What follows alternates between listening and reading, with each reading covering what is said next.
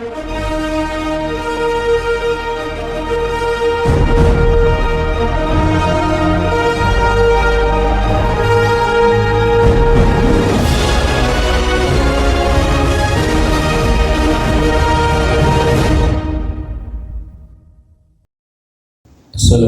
warahmatullahi wabarakatuh. Alhamdulillah wa kafa, wassalatu wassalamu ala nabiyil mustafa wa man sara ala nahji fawtiktafa wa ba'd. Hadirin hadirat para jamaah, Bapak Ibu rahimakumullah. Pada kesempatan ini kita akan menyelesaikan pembahasan tentang kebutuhan-kebutuhan hati yang sudah kita bahas beberapa pertemuan yang lalu.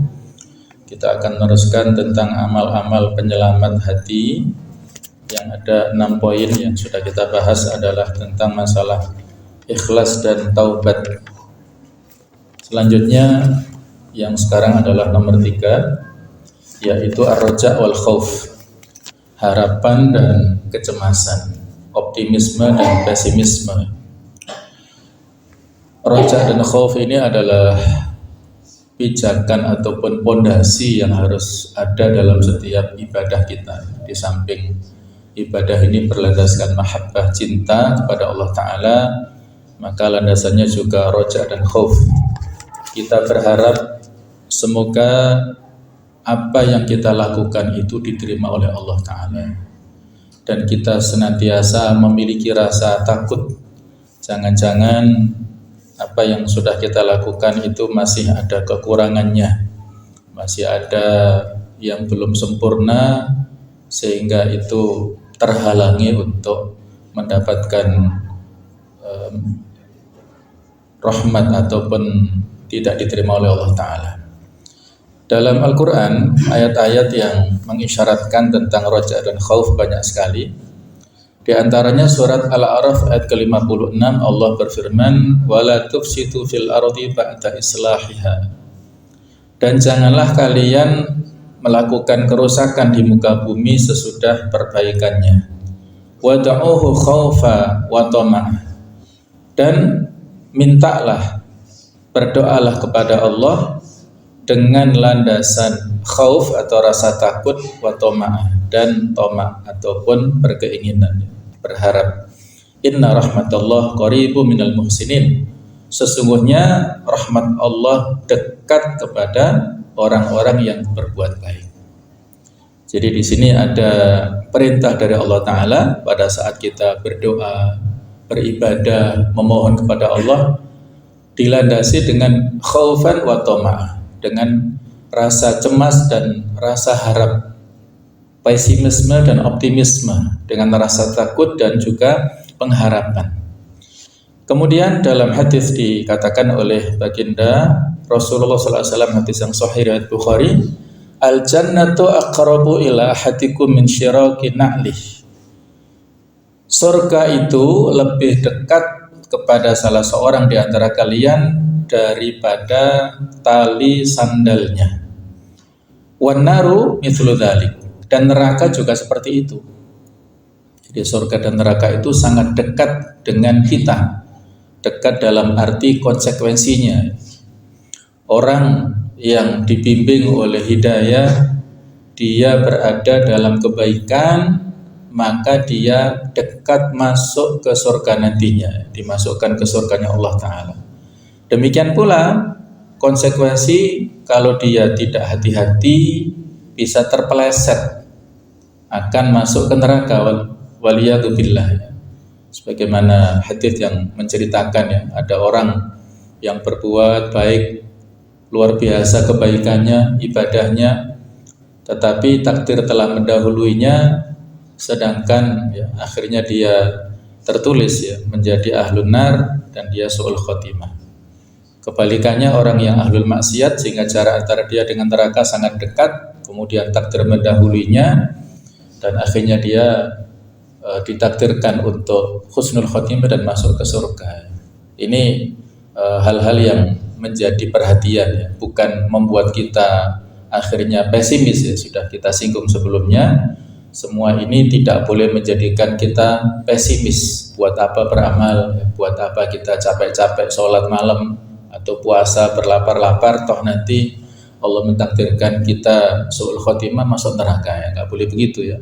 Masing-masing kulun muyassarun lima khuliqalahu, setiap orang dimudahkan untuk menempuh takdirnya sendiri-sendiri. Ketika selama ini kita dimudahkan untuk menempuh kebaikan, ya kita senang dengan kajian, ya kita senang dengan ilmu, kita dimudahkan berangkat ke masjid, sholat berjamaah, kita dimudahkan melakukan amal baik, maka itu adalah rambu-rambu, ya ibarat dalam sebuah peta jalan sudah sesuai dengan yang akan kita tuju, menuju kepada nanti kepada surga insya Allah.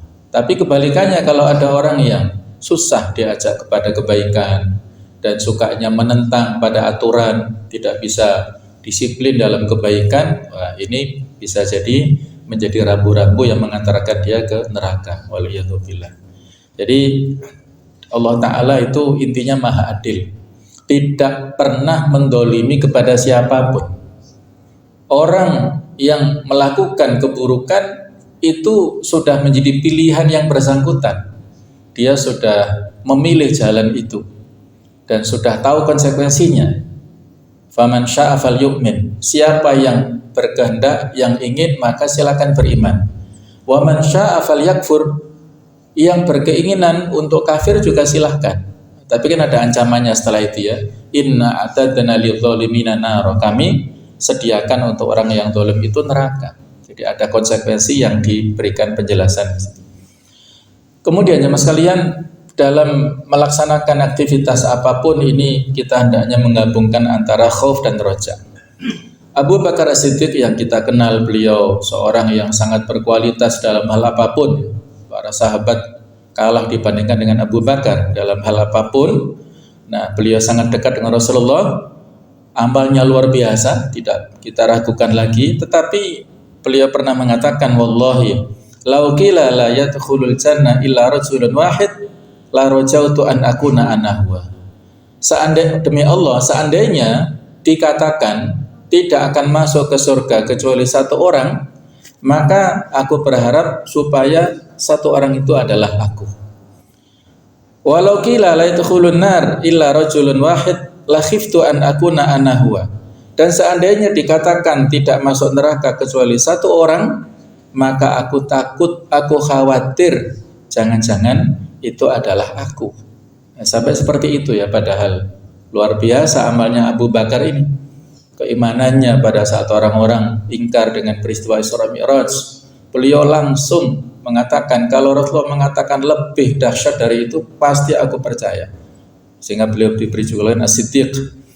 Jadi sampai seperti itu, kalau seandainya yang masuk surganya satu, mudah-mudahan dia berharap beliau sendiri yang masuk surga. Kalaupun ada yang tidak masuk neraka, tidak masuk neraka kecuali satu orang, dia berharap supaya itu bukan beliau. Nah, inilah ya, kita yang jauh ya dengan kualitas kuantitas level para sahabat seperti itu, tentunya harapan jauh ya lebih daripada yang kita miliki ya, doa-doa kita, harapan kita. Sehingga di antara doa-doa yang bisa atau yang kita ucapkan pada saat kita memohon pada Allah Ta'ala, Allahumma taqabbal minna innaka antas samiul alim, itu bentuk roja ya. Ya Allah, terimalah apa yang kami lakukan, sesungguhnya Engkau adalah zat yang maha mendengar lagi maha mengetahui. Wa tub alaina innaka antat tawwabur rahim, dan terimalah taubat kami, sesungguhnya Engkau adalah zat yang menerima taubat lagi maha penyayang.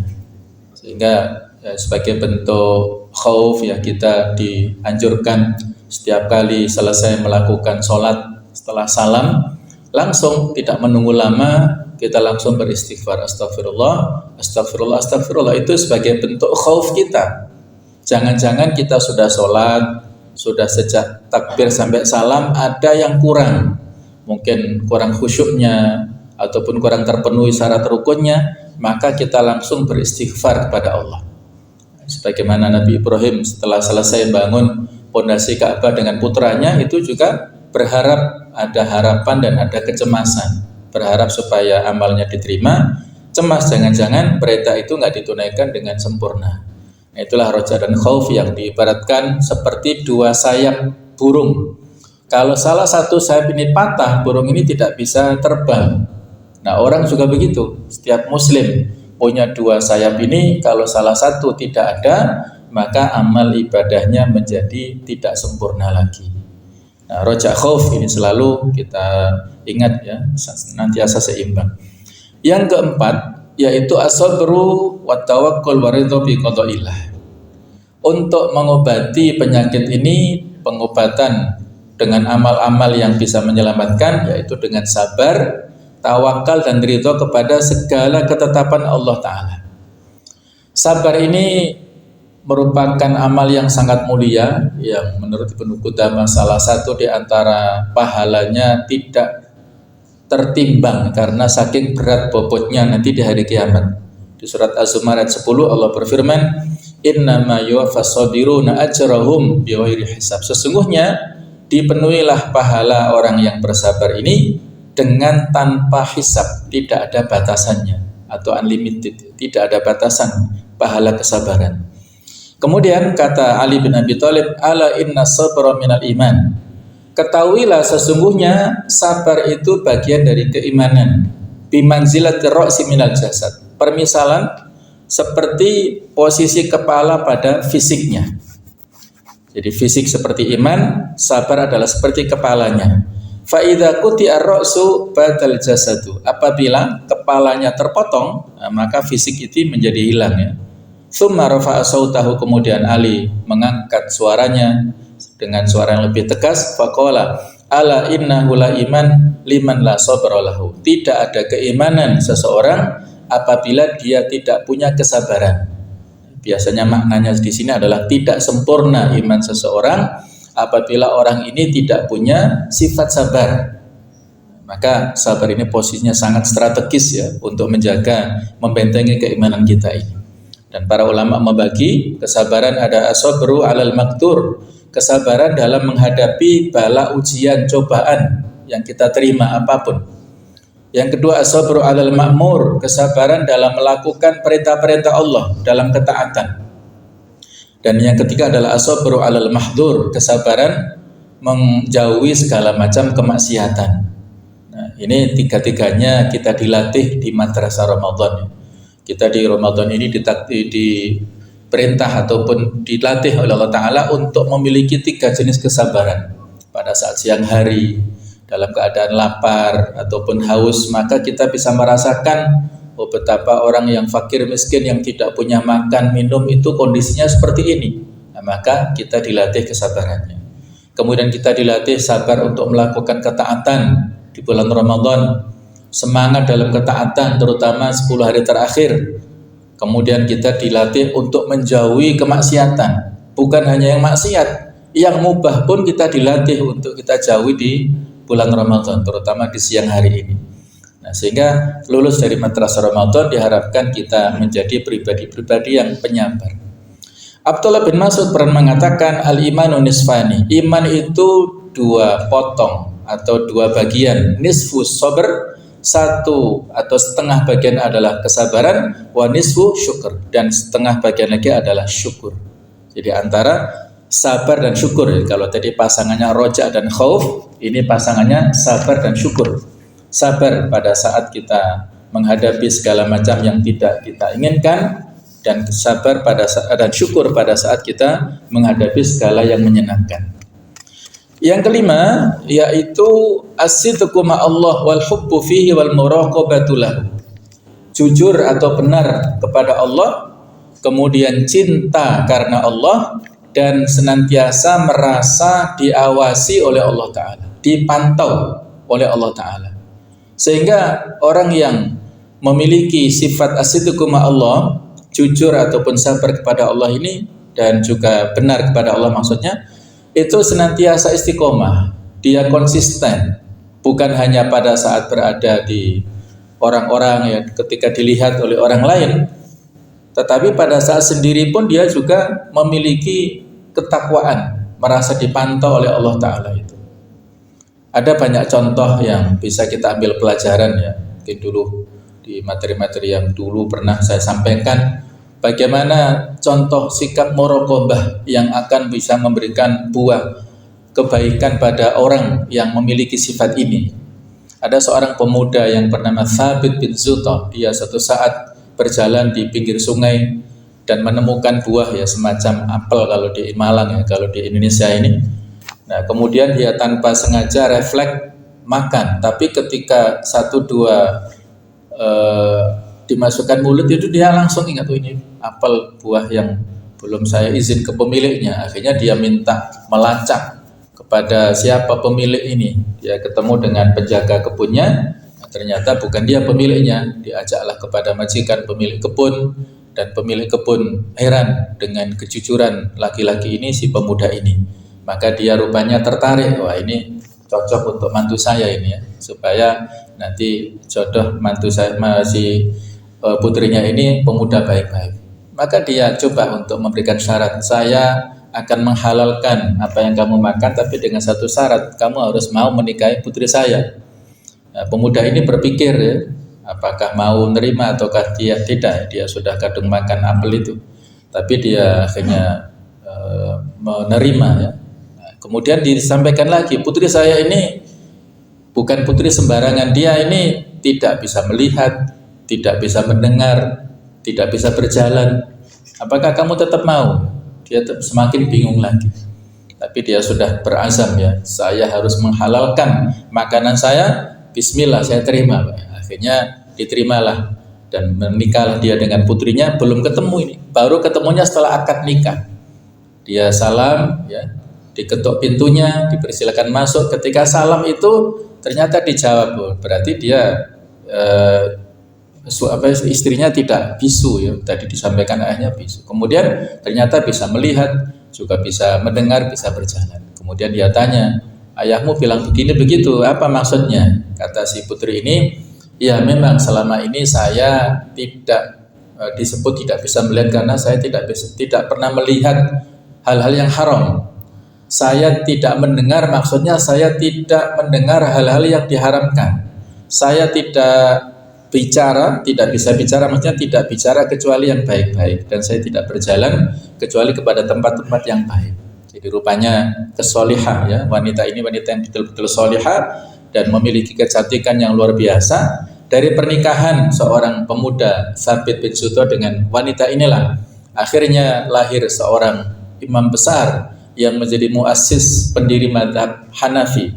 Beliau adalah Al-Imam Nu'man bin Thabit bin Zuta, yang lebih dikenal dengan Al-Imam Abu Hanifah. Nama aslinya kan namanya Nu'man ya, Nu'man bin Thabit. Kemudian nama kunyahnya adalah Abu Hanifah. Nah, itulah contoh kalau bibit, bobot, bebek ayah ibunya baik, maka anaknya juga baik. Nah, panduan daripada ayah dan ibunya. Karena punya sifat yang jujur, punya sifat yang bertanggung jawab, punya sifat yang asyidqu Allah tadi, muraqabah, maka lahirlah pemuda yang menjadi panutan sepanjang masa. Dan mazhab Hanafi ini terbesar di dunia Islam ya. Yang paling banyak pengikutnya ada di Turki, di Pakistan, di Asia Utara sana, Asia Tengah sana, banyak ya. Yang mayoritas mereka mengikuti mazhab Hanafi ini. Baik, itu contoh tentang masalah muraqabatullah. Kemudian terakhir keenam, yang perlu untuk kita perhatikan sebagai bentuk amal-amal penyelamat adalah husnul tafakkur wa qasrul amal. Bagus dalam hal berfikir serta pendek angan-angan. Wa kasratu dzikril maut, sering mengingat kematian. Jadi berpikiran positif, artinya senantiasa husnudzon, berbaik sangka kepada sesama kaum muslimin, terutama kepada Allah Ta'ala, senantiasa berpikiran positif, mengambil hikmah dari setiap kejadian. Kemudian pendek angan-angan ya, tidak banyak berkhayal. Dia merasa kehidupan dunia ini sementara. Dia selalu mengingat kematian. Kalaupun dia mungkin mendapat cobaan yang berat, ini hanya sementara, bukan selamanya. Kalau dia bisa bersabar, maka akan mendapatkan pahala yang tidak terhitung tadi. Nah, terkait dengan kasratu dzikril maut, ada kalimat yang sangat bagus dari Imam Qurtubi menyitir perkataan dari Al-Imam Ad-Daqqaq. Beliau mengatakan, man aktsara dzikrul maut ukrima bi tsalatsa. Siapa yang sering mengingat kematian, maka dia diberikan 3 keistimewaan, 3 keutamaan. Yang pertama adalah ta'jilut taubah. Orang ini segera mungkin ya bertaubat, tidak menunda-nunda lagi. Yang kedua, qanaatul qalbi, hatinya menjadi qanaah, nerimo ing pantum atas rezeki yang dia dapatkan walaupun mungkin tidak banyak. Yang ketiga, nasyatul ibadah, dia punya semangat ibadah karena merasa hidupnya tidak lama. Dia puasa betul-betul secara berkualitas, boleh jadi besok nggak ada kesempatan lagi. Dia sholatnya diperbagus kualitasnya, boleh jadi nanti asar nggak ada kesempatan lagi untuk sholat. Merasa ini yang terakhir, sehingga inilah yang harus lebih berkualitas. Sebaliknya, man nasya dzikrul maut uqiba bi thalatha. Orang yang lupa, tidak ingat pada kematian, maka dia diberikan sanksi dengan 3 hal, kebalikan dari yang pertama, yaitu yang pertama taswif taubah, dia menunda-nunda taubat. Yang kedua at-tamridu bil kafaf, dia tidak ridho dengan rezeki yang sedikit. Yang ketiga adalah at-takassul fil ibadah, bermalas-malasan dalam ibadah karena merasa masih sehat, masih muda, masih jauh dari kematian, sehingga nanti bermalas-malasan.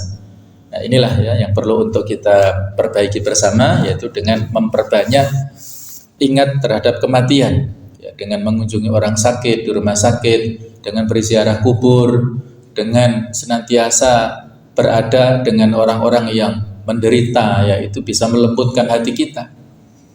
Ada orang soleh yang di belakang rumahnya itu memiliki replika kuburan liang lahat, sehingga pada saat hatinya itu keras dan imannya sedang turun, malam-malam dia ke belakang rumah, masuk ke replika kuburannya itu, ya, kemudian ditutup dan dia bermuhasabah, mengingat ataupun menghayal bagaimana seandainya kalau nanti di kuburan seperti ini ada malaikat, dia harus bertanggung jawab terhadap perbuatannya, sehingga dia menangis semalaman dan pagi harinya dia keluar dalam keadaan yang takut kepada Allah Ta'ala dan semangat untuk melakukan ibadah. Ya, barangkali panjenengan ada yang ingin mencoba, monggo silakan ya. Seperti itu supaya hatinya lembut ya, supaya tidak keras dengan kesibukan dunia yang tidak ada batasnya ini ya. Nah, itulah ada 6 poin yang mudah-mudahan bisa kita lakukan, amal-amal yang bisa menyelamatkan, yaitu yang pertama adalah ikhlas dan bagus dalam berniat, yang kedua adalah taubat dan banyak beristighfar, yang ketiga roja dan khauf, keempat adalah sabar, tawakal dan ridho, yang kelima jujur, kemudian cinta karena Allah dan muraqabah, yang keenam adalah bagus dalam hal berpikir, pendek angan-angan, dan mempersiapkan segala sesuatu untuk hidup sesudah mati. Terima kasih. Jadi roja dan khauf itu lebih khusus dalam bab ibadah. Tapi kalau kita terapkan secara lebih umum, boleh silahkan. Karena sebenarnya ibadah ini kan juga ada ibadah secara mahdoh, ada ibadah wiru mahdoh ya. Ibadah mahdoh ini sebagai substansi atau inti ya, daripada kehidupan kita ini. Ruh daripada kehidupan itu ada dalam prosesi ibadah ini. Ada filosofi-filosofi yang muncul dalam ibadah, terutama dalam kehidupan ini ya, di dalam ibadah ini. Ya, misalnya sholat jamaah lah, itu sebagai bentuk kehidupan kita bermasyarakat ya, dipimpin oleh seorang pemimpin, ya, harus ditaati, nggak boleh menyimpang, nggak boleh ada perbedaan dan sebagainya itu. Jadi boleh ya kita amalkan, kita terapkan roja dan khauf dalam setiap aktivitas kehidupan kita, karena sebenarnya tujuan kita hidup ini kan untuk ibadah. Wa ma khalaqul jinna wal insa illa liya'budun. Jadi kita berharap kita bekerja ini kan persoalan kaitannya muamalah. Tapi yang membedakan antara berpahala dan tidaknya itu kan niatnya. Sehingga kita roja, berharap dengan bekerja ini, ya Allah, saya mencari nafkah untuk berharap ridhomu ya Allah. Perintahmu untuk melaksanakan kerja saya ikuti, dan saya mudah-mudahan dengan ini mendapatkan imbalan pahala, dan itu kan roja. Kemudian khauf juga demikian, jangan-jangan saya bekerja itu hanya untuk dunia saja, untuk materi, mungkin kemasan-kemasan keikhlasannya saja, itu secara casingnya saja barang ini, tapi sebenarnya batinnya itu menyimpan tujuan-tujuan materialisme misalnya, itu harus khauf juga. Nah, itu filosofi dalam bab ibadah yang kita terapkan dalam kehidupan. Nah, kemudian tentang cara untuk melembutkan hati, silahkan ya, kalau dibuat asalkan serius, bukan untuk yang main-main ya, apalagi sekarang ini trennya adalah media sosial ya. Saya kira kalau dibuat semacam konten yang hanya sekedar untuk meramaikan seperti itu ya kurang etis lah ya. Betul-betul ini untuk kepentingan individunya, untuk kepentingan lillahi ta'ala ya. Dan ada video ya, Allah alam sejauh mana validasinya ya. Ini contoh ya, contoh.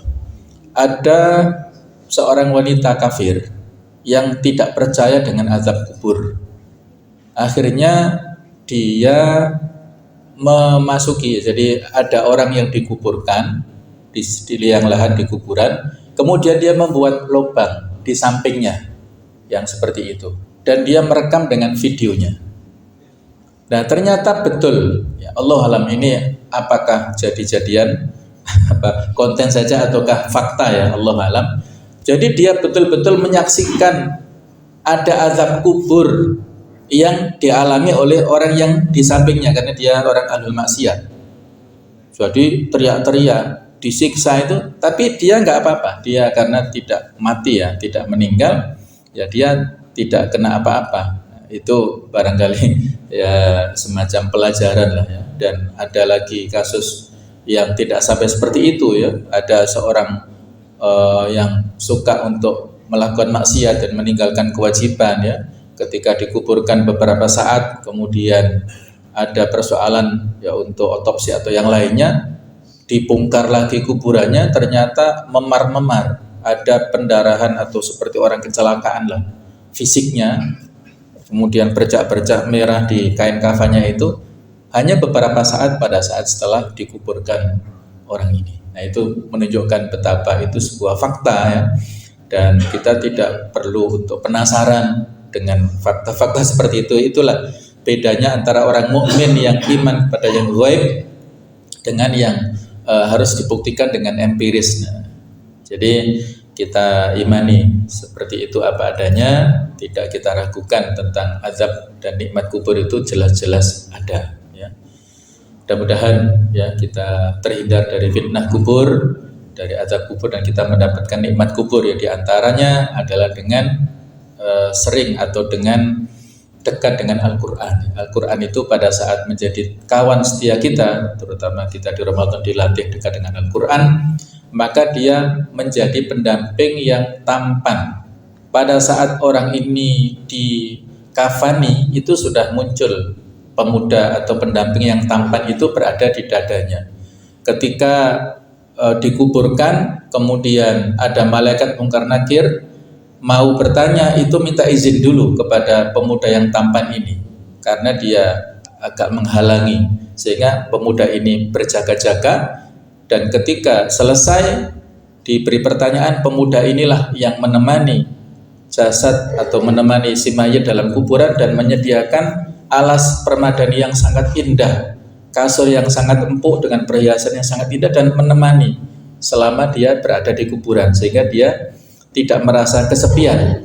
Dan pemuda inilah yang membukakan tirainya, sehingga setiap waktu si mayit ini melihat tempatnya di surga dengan keindahannya, sehingga dia senantiasa punya kerinduan kapan hari kiamat terjadi, sehingga masuk ke tempat itu, ke surga itu difasilitasi oleh pemuda ini. Siapa dia? Itu adalah Al-Quran yang menjadi pendamping kita, yang setia untuk kita baca. Itulah nanti yang dia berbentuk seperti itu di kuburan. Nah itulah sehingga kita ada kesempatan untuk membaca Al-Quran di bulan Ramadan ya.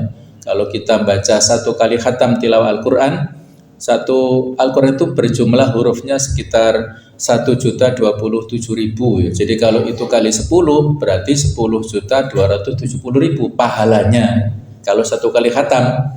Dan itu dilipat gandakan 70 kali lipat pahalanya. Belum lagi kalau 2 kali khatam, 3 kali. Monggo, ini masih ada waktu, kita kejar waktu untuk semangat membaca Al-Quran. Minimal ya kita baca, karena Syahrul Quran ini adalah untuk paling tidak membacanya, supaya nanti menjadi syafi'an, menjadi penolong kita di hari kiamat. Mudah-mudahan semua kita adalah menjadi ahlul Quran, keluarga kita, anak-anak kita, mudah-mudahan ada yang menjadi penghafal Quran sehingga bisa memberikan pertolongan kepada kita semuanya insyaallah. Mohon maaf atas segala kekhilafan. Subhanakallahumma bihamdik asyhadu an la ilaha illa anta astaghfiruka wa atubu ilaik. Wassalamualaikum warahmatullahi wabarakatuh.